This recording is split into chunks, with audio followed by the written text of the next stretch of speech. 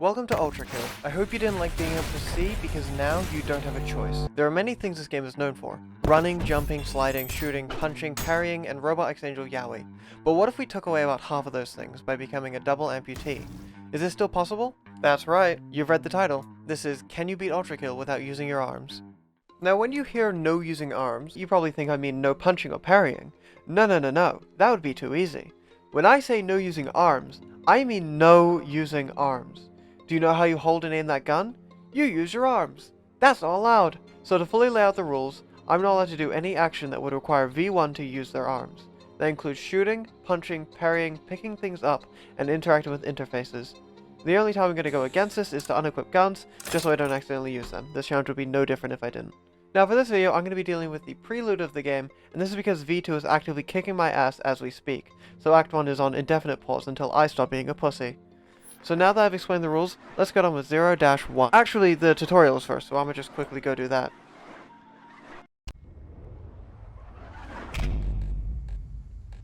Okay, just gotta... so if I just need to... Okay, so obviously I can't punch these wooden boards, because that's against the rules. I have no guns to shoot them out, but even if I did, that would also be against the rules. So what do I have left? Well, to my current knowledge, the only way to break these is with a ground slam, and that, in fact, is the only way to deal damage in this challenge. All I have to do is press the slide button while airborne, and BAM! I perform a ground slam. Nothing else really happens in this level, I just slid, slammed, and dashed through to the end. And right into...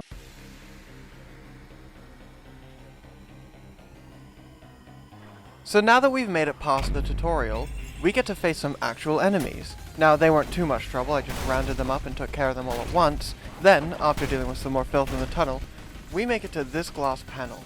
So all we have to do is simply smash through it and, what? Okay, so it seems like with the rules I have, I am unable to break through glass. So how am I going to get through this? Well, by simply not. I'm going to go around. How, you ask? Well, by using this pipe.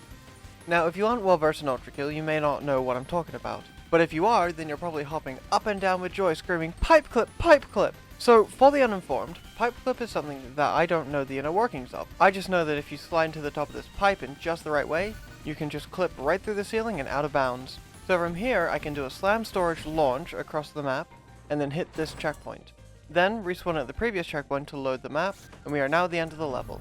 I just have to slam the malicious face into the ground, and that is 0-1 complete. So now, into...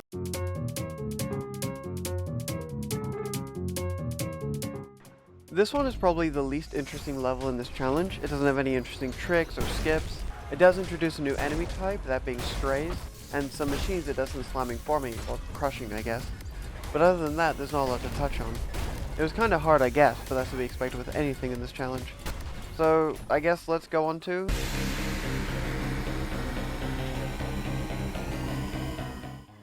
And now we get into the reason why this video is as long as it is. 0-3. This level starts off fine. We get introduced to a new enemy type, that being Schism, which is the first Husk variant that takes more than one slam to kill. It takes two, which is more than one. So after dealing with them, we come to a spiral staircase, which at the top holds a stone wall. Now, unlike Stormy de Lavier, we are currently unable to take down this stone wall, but luckily for me, the key to breaking through it exists at the bottom of the stairs. If we go through this doorway, we come to a boss arena that holds the Swords Machine. After a frankly annoying fight, the Swords Machine falls to the power of my feet, and he drops my key to breaking through the stone wall. This shotgun, which is perfect because as I entered the boss arena, another exact copy of the wall falls right in front of the exit. So I'll just use the shotgun to break through and... oh yeah. So I can't use the shotgun, which means I can't break through this wall. I can get out with the shotgun by respawning at the previous checkpoint and access the earlier wall, but I have similar news about this wall. So without using my arms, I am unable to break through the wall at all. So what can I do? Well, my first thought was to get the Swords Machine to the first stone wall, because he carries a shotgun and, unlike me, can actually use it. But how am I going to get him out? Well, if you're familiar with the Stanley Parable, this move is going to look familiar. If you move into the arena and then quickly dash back, you can get out of the arena and have the Swords Machine spawned in. And now, if you move away from the arena, Swords Machine will come towards you and out of the arena. This is a glitch I haven't seen anywhere else online, so I can only assume I am the first person to discover this. So I will dub this glitch the Swords Machine Escape. So after leading Swords Machine up to the spiral staircase and all the way to the top, we can then use Swords Machine to break through the wall. That would be true if Swords Machine didn't just randomly despawn. I have no idea why this happened, but no matter what I do, Swords Machine will always despawn at the top of the stairs. So that idea is bust. What's next? Well, I figured instead of trying to find a new glitch myself, I should just go ask the people who know the game the best. The people in the New Blood Discord server. So I sent this message asking if they knew any way to get through the wall, without using my arms. And what a fat load of help they were. Parry the wall! And ask the wall to move away politely. I mean, what is this, Undertale?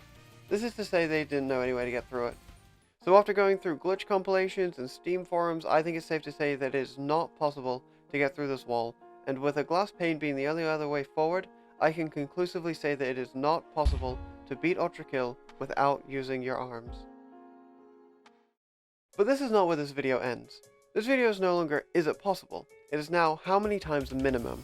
So I'm going to introduce a counter for arm uses, and my very first one is going to be parrying a projectile from a spray in order to break the glass. By breaking the glass instead of the wall, I get to skip the majority of the level.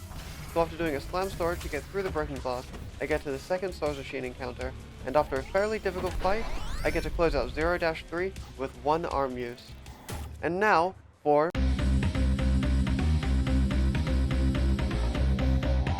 This one, similar to 0-2, isn't very different from if you weren't doing this challenge. Obviously it's a bit more cumbersome, but other than that, it's just 0-4. There's no real roadblocks you need to get past or problem solving you need to do. I do actually do a skip in the final room so that the enemies don't spawn, but that's really the most interesting part of this level. So now we can finally move on to...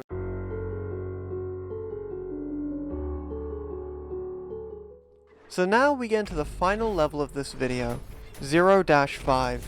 If someone who knows ULTRAKILL was watching this video, they'd probably assume 0-5 was the level I struggled with the most. However, what you guys don't know is that I found something in the arena.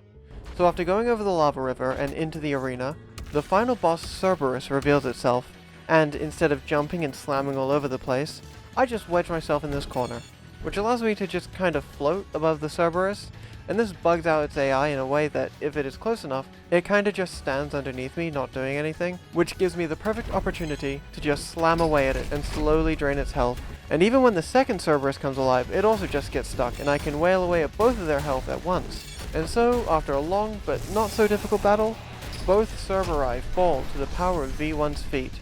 I then dash down the hole, and that is the entire ULTRAKILL Prelude complete, while only using my arms once.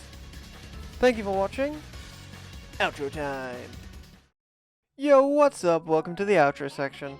I just want to give a quick shout out to the YouTuber Sample among other channels for inspiring this style of content. This is obviously only part 1, and I plan on covering at least the rest of Act 1, but as I said in the intro, V2 is actively kicking my ass. Who would have guessed a small, fast-moving hitbox would be difficult to hit? Anyway, thank you for watching, and don't forget to subscribe, you know the jazz. Till next time.